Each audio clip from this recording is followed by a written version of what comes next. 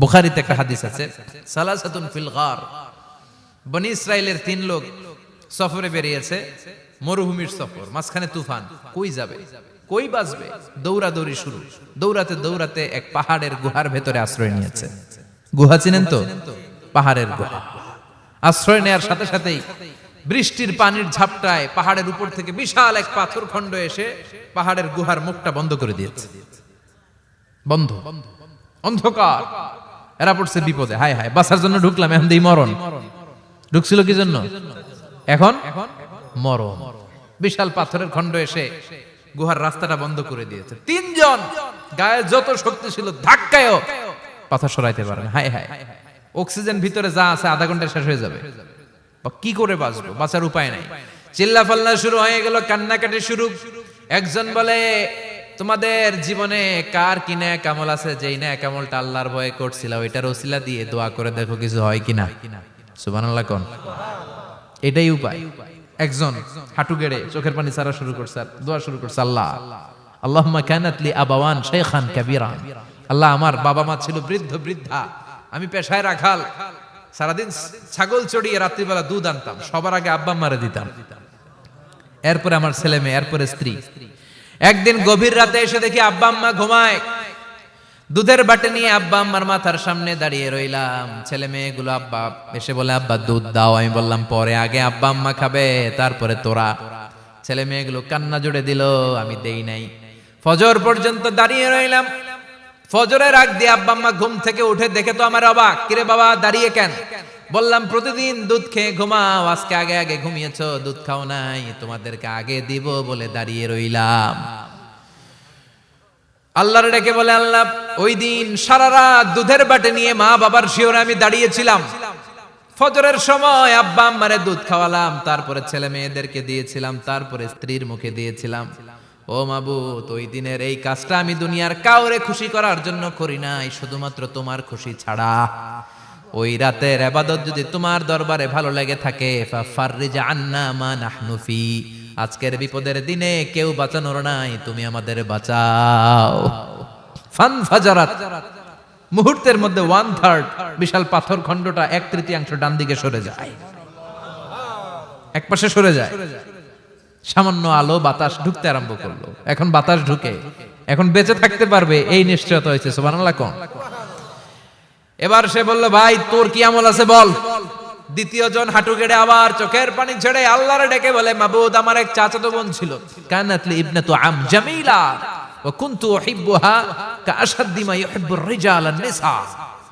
আল্লাহ সুন্দরী, অনন্যা, অপসরী, প্রিয়ংবদা, অনুসুয়া, গুণবতী, রূপবতী আমার এক চাচাতো বোন ছিল, তার প্রেমে আমি ছিলাম পাগল পাড়া, কিন্তু সে তো আমার ডাকে সাড়া দেয় না।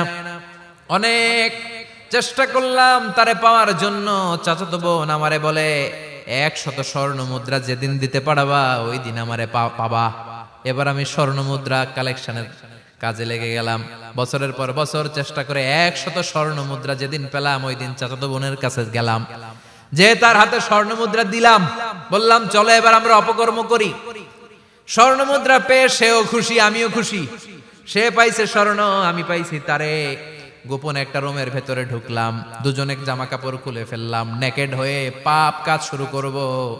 ইন দা মিন টাইম আমার চাচাতো বোন আমারে বলে, ও আমার চাচাতো ভাই, আমারে তুই আমার সতীত্ব তুই নষ্ট করে দিস না, ইত্তাকিল্লাহ, আমার সম্ভ্রম তুই শেষ করে দিস না, ইত্তাকিল্লাহ, আল্লাহরে ভয় কর। আল্লাহ ওই মুহূর্তে ফিরে আসা কঠিন কঠিন, কিন্তু ইত্তাকিল্লাহ, আল্লাহরে ভয় করে এই শব্দটা যখন শুনলাম আমার ভিতরটা কেঁপে উঠেছে। আমি মুহূর্তে তোমার ভয়ে জামা পড়ে ওই রুম থেকে চিৎকার মেরে বেরিয়ে গিয়েছি।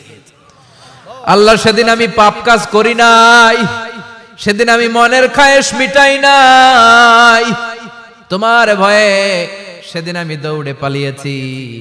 ওই দিনের ইবাদতটা আমলটা যদি তোমার কাছে ভালো লেগে থাকে, ফাফাররিজ আন্না ফিমা নাহনু ফি, আজকে যেই বিপদে আছি তুমি বাঁচাও। বলার সাথে সাথে 2/3 2/3 পাথরের খণ্ডটা আরো ডান দিকে সরে যায়। সুবহানাল্লাহ পড়েন। এবার আরো বড় ফাঁকা হয়েছে। এবার তারা বেরোতে চেষ্টা করলো, দেখে মাথা বের হয়, শরীর বের হয় না, হাত বের হয়, পিঠ বের হয় না, পা বের হয়, দেহ বের হয় না। আরো সরতে হবে। এবার বাকি আছে কয়জন? সে দোয়া করতে শুরু করলো, আল্লাহ ইস্তাজারতু উজারাক, আমি ব্যবসায়ী ছিলাম, অনেক শ্রমিক ভাড়া করে একদিন একটা কাজ করালাম, সব শ্রমিকের টাকা দিয়ে দিলাম। এক শ্রমিক টাকা না নিয়ে ভাগলপুর কই যে গেছে নিজেও জানি না, ওর টাকা আমার কাছে রয়ে গেল। এই শ্রমিককে আর টাকাটা বুঝাই দিতে পারি নাই। এই টাকা দিয়ে আমি কয়েকটা ছাগল কিনলাম, এই ছাগলগুলো বাচ্চা দিল, ওগুলো বাচ্চা দিল, ওগুলো বাচ্চা দিল, দিতে দিতে বিশাল ছাগলের ডেইরি ফার্ম করে ফেললাম তার ওই টাকা দিয়ে। 1 যুগ 12 বছর পরে সে এসে বলে আমার টাকা ফিরায় দাও। আমি বললাম এই যে ছাগলের ডেইরি ফার্ম পুরোটাই তোমার। সে বলে আতাস্তাজি মিন্নি, আমার সাথে ঠাট্টা করো? আমি পাই সামান্য কয়টা টাকা, 1 যুগ আগে যে টাকা পাইতাম ওইটা দিলেই চলবে। আমি বললাম ও শ্রমিক, তোমার টাকা দিয়ে আমি ছাগল কিনে ব্যবসা করেছি, ছাগল বাচ্চা দিয়েছে, বাড়তে বাড়তে বাড়তে বাড়তে আজকের বিশাল এই ডেইরি ফার্ম, এই ডেইরি ফার্মের মালিক আমি নই, তুমি নিয়ে যাও। বলার সাথে সাথে শ্রমিক আনন্দে নাচতে নাচতে ডেইরি ফার্ম নিয়ে যায়। ও আল্লাহ, ওই দিন যদি সে যতটুকু টাকা পাওনা ছিল অতটুকু দিলেই সে খুশি হয়ে যেত, শুধু তোমার খুশির জন্য পুরো ডেইরি ফার্ম আমি তারে দিয়ে দিয়েছিলাম। আল্লাহু আকবার। আল্লাহ, আজকের এই বিপদের দিনে আমার সেদিনের আমলটা যদি তোমার কাছে ভালো লাগে তুমি বাঁচাও। বলতে দেরি, মুহূর্তের মধ্যে বিশাল প্রকাণ্ড পাথর খণ্ডটা অন্যদিকে দৌড়ে চলে যায়। পাহাড়ের গুহা ওপেন, পাথর খণ্ড নাই। আল্লাহর শুকরিয়া আর তাকবীর দিতে দিতে 3 জন বের হয়ে যায়। সুবহানাল্লাহ পড়েন। সহিহ বুখারীর বর্ণনা, সহিহ হাদিস। নিজের এমন কোন নেক আমল যদি থাকে যে আমলটা শুধু আল্লাহর জন্য করেছিলাম, ওই নেক আমলের ওসিলা দিয়ে দোয়া করলে দোয়া কবুল করবে কে? করতে রাজি আছেন তো? প্রতিদিন শতবার তাওবা ইস্তিগফার পড়তে রাজি আছেন?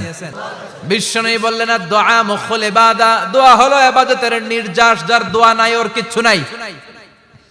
দোয়া করেন নাই তো নামাজে কাজ হবে না, দোয়া করেন নাই রোজায় কাজ হবে না। কথা কোন? আর দোয়া মুখুল ইবাদা, দোয়া হচ্ছে ইবাদতের নির্যাস। আবার তিরমিজির বর্ণনায় বললেন আর দোয়া হুয়াল ইবাদা, দোয়াটাই নাকি ইবাদত, দোয়াটা ইটসেলফ এইটাই ইবাদত।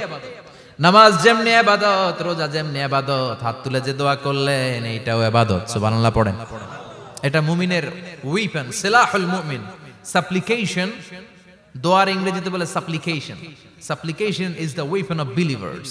এটা বিশ্বাসীদের অস্ত্র। সবকিছুর কারামতি যেখানে শেষ, দোয়ার কারামতি ওইখানে। এরকম অনেক শুনবেন, ক্যান্সারে আক্রান্ত, দুরারোগ্য ব্যাধি, বাংলাদেশের চিকিৎসা শেষ, ইন্ডিয়া গেছে, কয় বাঁচবো 3 মাস। কয় মাস? এরপরে 7 বছর বাইসা ছিল। কেমনে বাঁচলো? কেমনে? দোয়া। দোয়ার পাওয়ার আছে না নাই? তবে দোয়াটা দোয়ার মতো হতে হবে। সিনসিয়ার দোয়া ইজ লাইক এ মিসাইল। একনিষ্ঠ দোয়া এটা মিসাইলের মতো। মিসাইল হামলা করলে ইঞ্চি ইঞ্চি যেখানে মিসাইল বোমাটা পড়ার কথা ঠিক ওখানে পড়বে। ড্রোন হামলা করলে ঠিক ওখানে, ব্যালিস্টিক ক্ষেপণাস্ত্র নিক্ষেপ করলে লক্ষ্য বস্তু যেমনি ভিত করে, তেমনি দোয়ার মতো দোয়া করলে মুহূর্তেই দোয়া কবুল হয়ে যায়। আমরা দোয়ার মতো দোয়া করতে জানি না, কেমন করে দোয়া করতে হয় আমাদের জানা নাই, এজন্য দোয়াও কবুল হয় না। চিল্লায় কোন ঠিক কিনা? কিন্তু আল্লাহ ওয়াদা দিয়েছেন, উজিবু দাওয়াতাদ দাঈ ইযা, আমার বান্দা দোয়া করলে আমি দোয়া কবুল করি, আমার বান্দা চাওয়া মাত্রই আমি কবুল করে নেই। সুবহানাল্লাহ পড়েন। যত দোয়া আপনি করেছেন সব কবুল, সব, অল অফ ইউর দুআস আর অ্যাকসেপ্টেড, সব কবুল হয়েছে আল্লাহর কসম। অনেকে বলবে হুজুর এটা আবার কি কইলেন, এতক্ষণ তো ভালোই কইতেছিলেন, সব দোয়া আবার কবুল হয় কেমনে? আমি তো জীবনে কত কিছু চাইলাম, কত কিছুই তো পাই নাই। আছে না এরকম? অনেকে অনেক পেরেশান, আফসোস করে, হুজুর চাইলাম আল্লাহ দিল না। 4টা মাইয়া, এবার কাবা ধইরা চাই আইছি পোলার কথা, এটাও হইছে মাইয়া। আছে না নাই? 5টা ছেলে হইছে, মেয়ের জন্য বুকটা হাহাকার। হজে যে আরাফাতের ময়দানে চেয়ে আসলাম, এইবারও হইছে আরেকটা পোলা। আছে না নাই? কত কিছু চাইলাম, পাইলাম না, হুজুর দিল না আল্লাহ। বলে না আপনার সব দোয়া কবুল, তবে কবুল হওয়ার 3টা সিস্টেম আছে। কয়টা? চান্দোলার ভাইয়েরা মনে থাকবে কয়টা? আপনি যত দোয়া করছেন সব কবুল, কারণ আল্লাহর কাছে কিছু চাইলে আল্লাহ ফিরায় দিতে জানে না। আল্লাহ জানেই না কেমনে ফিরায় দিতে হয়। সুবহানাল্লাহ কোন? চাওয়া মাত্রই আল্লাহ বলে অ্যাকসেপ্টেড, যা কবুল, দিব দিব না এটা বলতে জানে না, চাওয়া মাত্রই বলে দিব। 3 সিস্টেম। নাম্বার 1, আপনি আল্লাহর কাছে দোয়া করলেন, চাইলেন, আল্লাহ বলে দিব, বলেই তিনি দিয়ে দেন আর আপনি খুশি হয়ে যান, পেয়ে গেলেন। নাম্বার 2, আপনি আল্লাহর কাছে দোয়া করলেন, চাইলেন, তখনও আল্লাহ বলে দিব, তবে এখন না, সবুর, একটু পরে দিব। কখন দিলে আমার জন্য ভালো, আমার চেয়েও ভালো জানে কে? পরে দিবে। নাম্বার 3, চাইলেন, দোয়া করলেন, আল্লাহ তখনও বলে দেব, তবে এখনো না, পরেও না, কিয়ামতের দিন যেদিন বিপদে পড়বি ওই দিন দেব। যেদিন তোর বাবা তোরে চিনবে না, তোর মা তোরে চিনবে না, বন্ধু বন্ধুরে চিনবে না, পীর সাহেব মুরিদরে চিনবে না, মুরিদ পীর সাহেবরে চিনবে না, ইমাম সাহেব মুসল্লিরে চিনবে না, মুসল্লি ইমাম সাহেবরে চিনবে না, কেউ কাউরে চিনবে না। ওই কঠিন দিনে তোরে আমি বাঁচাইয়া দেব। তাইলে দোয়া যা করছেন ছোটবেলা থেকে আজকে পর্যন্ত, লস হয়েছে না লাভ? লস না লাভ? এজন্য বেশি বেশি দোয়া করার দরকার আছে না নাই? জীবনে যদি কোনো নেক আমল থাকে, ওই নেক আমল দিয়ে যদি আল্লাহর কাছে দোয়া করেন, দোয়া কবুল করে নিবে কে? তবে নেক আমলটা হইতে হবে শুধুমাত্র আল্লাহর সন্তুষ্টির জন্য। প্রত্যেকের জীবনেই কিছু আমল আছে যেটা লোক দেখানো করে, আছে না নাই?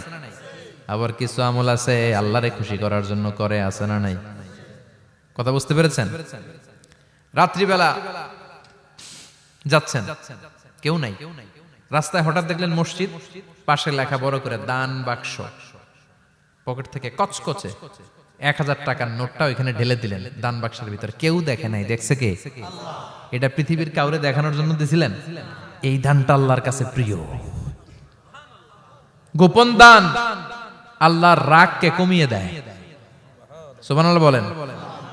আল্লাকা সিররুন ইনদাল্লাহ বাইনাকা আনতা ওয়া বাইনাল্লাহ, আল্লাকা সাদাকাতুন তাখফা লা ইয়ালামুহা ইল্লাল্লাহ, আল্লাকা সিররুন ইনদাল্লাহ বাইনাকা আনতা ওয়া বাইনাল্লাহ, আল্লাকা সাদাকাতুন তাখফা লা ইয়ালামুহা ইল্লাল্লাহ। সুবহানাল্লাহ বলেন।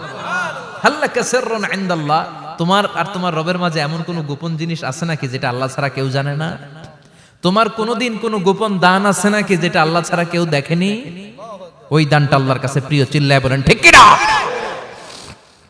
এরকম কোন গোপন আমল দিয়ে যদি আপনি আল্লাহর কাছে ওসিলা করে দোয়া করেন, আল্লাহ ওই কঠিন বিপদের দিনে এই আমলটা করছিলাম শুধু তোমারে দেখানোর জন্য, এর ওসিলায় বাঁচাও, বাঁচাবে কে?